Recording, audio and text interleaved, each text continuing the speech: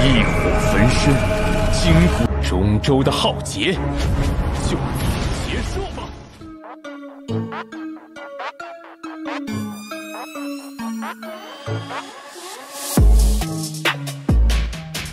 Halo semua, kali ini kita akan lanjutin Battle Through the Heaven Season 6 versi novel di video sebelumnya. Lagi-lagi nggak ada bosennya gue mau ngingetin ke kalian kalau ini adalah versi novel dari season yang akan segera rilis. Jadi jika antara video dan narasi nggak ada kesamaan ya mohon dimaklumi.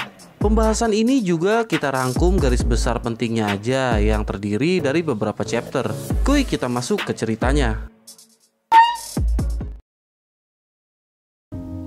Melanjutkan dari perjalanan Xiaoyan yang sampai di gerbang Zengui dan akan bertarung dengan Meng Li. Di sana ada Muti yang seolah menjadi juri dalam pertarungan. Muti pun membuat kubah penghalang karena takut pertarungan mereka akan menghancurkan sekitar. Muti juga menjelaskan bahwa pertarungan ini bukanlah antara hidup dan mati. Barang siapa yang keluar dari lingkaran tersebut maka ia akan dinyatakan kalah. Tak lama Meng Li pun mengeluarkan pisau merah besar disertai dengan armor doki kuning gelap melapisi tubuhnya. Di sisi lain, Xiaoyan menarik nafas dalam-dalam dengan pedang khasnya lalu melihat tajam ke arah Meng Li. Terlihat wajah Meng Li dipenuhi dengan hasrat membunuh yang sangat besar dan tak lama ia menyerang. Saat yang bersamaan suara Yao Lao pun terdengar dan meminta untuk menggantikan Xiaoyan agar pertarungan berakhir dengan cepat. Xiaoyan pun menutup mata dan membuat Meng Li semakin marah karena Xiaoyan seolah tidak menganggap keberadaannya. Pasir kuning pun naik ke langit dan pisau Meng Li semakin bercahaya yang menandakan Meng Li benar-benar serius. Xiaoyan pun membuka mata di saat Meng Li mulai menyerang dan seketika api hijau dan putih mengisi kelebatan matanya. Meng Li pun terkejut namun serangannya terus melaju dan dapat ditahan pedang Xiaoyan hanya dengan satu tangan. Xiaoyan pun mengangkat kepala kemudian tangannya dengan cepat bergerak menghantam Meng Li. Seketika Meng Li merasa seperti sedang dihancurkan oleh batu dengan berat beratus-ratus kilogram, kemudian terpental dan memuntahkan darah segar. Seketika armor dokinya pun hancur lebur dan Meng Li kembali memuntahkan darah dari mulutnya. Meng Li pun tak percaya ia dibuat terluka, padahal Yun San mengatakan kalau kekuatan Xiaoyan pasti telah menurun sangat jauh. Semua orang yang di sana pun hening melihat Meng Li yang seorang Dowling dihancurkan hanya dalam satu kali serangan. Sementara itu, Xiaoyan yang merasa sudah menang menoleh ke arah Muti dan seketika api di matanya pun menghilang. Tak lama terdengar suara Yao Lao. Xiaoyan, pergi dari sini segera. Cepat. Xiaoyan pun terkejut karena dari nada perkataan Yao Lao yang sepertinya mengungkapkan kepanikan. Xiaoyan merasa ada keanehan dan terfikir saat melawan Yun San yang seorang dozong, gurunya tidak merasa takut sedikit pun. Lalu mengapa sekarang Yao Lao seperti emosi dan khawatir lalu menyuruh untuk segera pergi? Xiaoyan yang takut untuk bertanya pun tanpa basa-basi menghampiri Muti dan menanyakan apakah ia sudah boleh pergi. Muti pun mengizinkannya, lalu Xiaoyan berterima kasih dan berkata bahwa ia akan membalas kebaikan keluargamu di masa depan. Kemudian Xiaoyan menoleh ke arah Meng Li dan menyampaikan pesan untuk Yun San, yakni ia akan kembali dalam waktu 2-5 tahun lagi ke Misty Cloud. Sampai saat itu tiba, katakan padanya untuk mencuci leher karena Xiaoyan secara pribadi akan mengambil nyawanya untuk mengakhiri dendam hari ini. Setelah itu gerbang pun dibuka dan Xiaoyan segera pergi. Singkat cerita, Xiaoyan pun terus berjalan menjauh dari gerbang Zengui. Setelah setengah jam berlalu, Xiaoyan pun berbalik dan melihat asap hitam di atas langit gerbang Zengui. Tak lama asap tersebut pun menuju ke arah yang sama dengan perjalanan Xiaoyan. Seketika Xiaoyan yang tak bisa menahan keraguan dalam pikirannya pun bertanya mengapa Yao Lao terdengar takut setelah selesai bertarung. Setelah 2 menit dari Xiaoyan bertanya, barulah Yao Lao mengeluarkan suara dan mengungkapkan keterkejutannya atas orang-orang yang datang di Zengui. Yao Lao lanjut menambahkan bahwa mereka tak biasanya datang ke Jiama dan masih menerka apa tujuan mereka datang ke sana. Xiaoyan pun langsung menanyakan siapakah orang-orang yang dimaksud Yao Lao tersebut. Yao Lao hanya terdiam, tidak menjawab dan membuat Xiaoyan semakin bingung. Tak bisa memaksa gurunya, Xiaoyan pun lanjut berjalan mengikuti arah peta ke Black Corner Region. Setelah lama, akhirnya Yao Lao pun buka suara dan berkata tadinya ia akan memberitahu tentang orang-orang tersebut ketika Xiaoyan telah menjadi kuat. Namun, karena keberadaan Yao Lao telah diketahui dan membuat rencananya gagal, maka ia akan segera memberitahu Xiaoyan. Sebelum itu, Yao Lao memperingatkan Xiaoyan bahwa mereka yang tadi dibicarakan benar-benar sangatlah kuat dan tak bisa dibandingkan dengan Sekte Misty Cloud. Bahkan Yao Lao sendiri pun merasa akan sangat sulit untuk menghadapi mereka. Tanpa sadar tangan Xiaoyan bergetar dan langkah kakinya terhenti, kemudian terdiam merasakan kekecewaan. Setelah lama saling terdiam, akhirnya Xiaoyan mengangkat kepala dan menarik nafas panjang, kemudian berkata bahwa walaupun ia tak tahu seberapa kuat mereka, namun Xiaoyan akan terus berjuang karena kekuatan yang selama ini ia miliki adalah berkat dari didikan Yao Lao. Mendengar hal itu, Yao Lao pun tertawa dan berkata, "Kali ini mataku, Yao Chen, tidak dibutakan untuk kedua kalinya." Yao Lao pun langsung terdiam setelah mengucapkan nama yang pernah mengguncang seluruh benua Doqi. Dari perkataan Yao Lao, Xiaoyan pun terfikir bahwa gurunya pernah dikhianati oleh orang yang sangat ia percaya. Xiaoyan tersadar bahwa hal itu pasti menyakitkan dan meninggalkan bekas yang sangat dalam hingga menusuk tulang, lalu bertanya, apakah Yao Chen pernah menjadi nama guru? Kemudian Yao Lao menjelaskan bahwa ia pernah memberitahu Xiaoyan mengenai benua Doqi yang sangat luas. Di dalamnya terdapat banyak sekali orang yang sangat kuat dan tak bisa dibandingkan dengan orang terkuat Jiama seperti Yun San. Yao Lao lanjut menambahkan karena banyaknya orang kuat maka banyak pula sekte yang terbentuk dan salah satunya adalah sekte Aula Jiwa.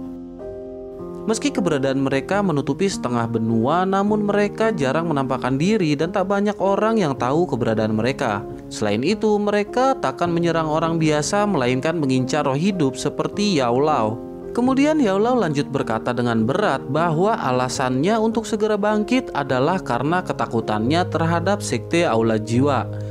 Selain itu, ia juga masih memiliki dendam yang harus ia selidiki dan harus ia selesaikan. Xiaoyan pun mengangguk, kemudian Yao Lao menenangkan Xiaoyan untuk jangan memikirkan hal tersebut. Seketika Xiaoyan pun menjadi serius dan bersemangat untuk mendapatkan Fallen Heart Flame agar dapat memperbaiki tubuh untuk Yao Lao. Setelah itu, Xiaoyan pun mengeluarkan peta dan memperhatikan rute yang akan ia tempuh lalu terbang. Beberapa jam setelah kepergian Xiaoyan, kabut hitam pun datang dan tak lama pergi ke arah yang dituju Xiaoyan. Beralih ke cerita mengenai Akademi Jianan yang merupakan akademi kuno yang terletak di tengah benua. Dalam ribuan tahun terakhir, orang-orang terkuat yang keluar dari akademi ini adalah orang-orang yang sangat terkenal di benua. Walaupun banyak akademi di benua, namun reputasi Akademi Jianan adalah sesuatu yang tak bisa tertandingi. Berdasarkan hal itu, maka persyaratan untuk masuknya pun sangatlah keras. Di satu gunung di belakang akademi terlihat seorang gadis yang sedang memandangi langit, lalu tiba-tiba asap hitam menghampirinya. Muncul sosok pria yang ternyata adalah Yingling dan memberi hormat kepada wanita yang ia sebut nona muda Xiaoji. Rupanya Yingling menyampaikan kabar dari Xiaoyan selama berpisah dengan Xiaoji atau Sun Er. Yingling juga memberitahukan bahwa Xiaoyan telah memporak-porandakan Misty Cloud ketika bertarung dengan Yun San. Xiaoji seketika bergumam mengenai Yun San dari Misty Cloud yang seorang dozong. Ia lanjut menambahkan bahwa sejak sepeninggalan Yun Potian, tidak ada lagi orang yang mengejutkan dari Misty Cloud. Yingling mengangguk kemudian mengungkapkan kekagumannya kepada Xiaoyan yang telah bekerja sama dengannya saat melawan Yun San. Yingling membenarkan penglihatan Xiaoji terhadap Xiaoyan yang akan menjadi kuat setelah diberi waktu untuk berlatih. Yingling lanjut berkata bahwa jika Xiaoyan telah menjadi kuat, maka ia khawatir bahkan kepala klan tak akan berani semena-mena kepadanya. Xiaoji pun tersipu malu kemudian berkata bahwa Xiaoyan masih memiliki waktu yang banyak untuk menjadi kuat dan ia rela menunggu sampai Xiaoyan menjadi orang terkuat yang berada di puncak. Kemudian Xiaoji menanyakan level kekuatan Xiaoyan dan Yingling menjelaskan bahwa ketika ia pergi, Xiaoyan berada di tingkat Dadoushi bintang 1. Xiaoji pun takjub karena selama 2 tahun berpisah, Xiaoyan yang tadinya ada di tingkat Dose berhasil naik 1 tingkat tiap tahunnya. Kenaikan seperti itu hampir bisa menjadi peringkat di antara 5 besar di Akademi Jianan. Setelah itu, Yingling menyampaikan bahwa sekitar 2 bulan lagi Xiaoyan pun akan segera sampai di Jianan. Xiaoji pun tersenyum kemudian memerintahkan Yingling untuk beristri jahat di luar Akademi Jianan dan jangan datang jika tak ada hal yang sangat penting. Yingling pun mengangguk dan pergi, begitu pula dengan Xiaoji. Saat menuruni bukit, ia bertemu dengan lelaki tampan yang merupakan seniornya bernama Baishan. Sun Er pun segera pamit dan menuju jalan kecil yang lain. Sun Er, benar saja kamu datang ke sini lagi, ucap seorang wanita dewasa dan Sun Er pun menoleh lalu tersenyum. Wanita tersebut merupakan instruktur bernama Rolling. Jika kita ingat, Rolling ini adalah instruktur yang pernah datang ke hutan untuk merekrut murid baru. Kemudian Sun Er pun menanyakan apakah Rolling mencari dirinya.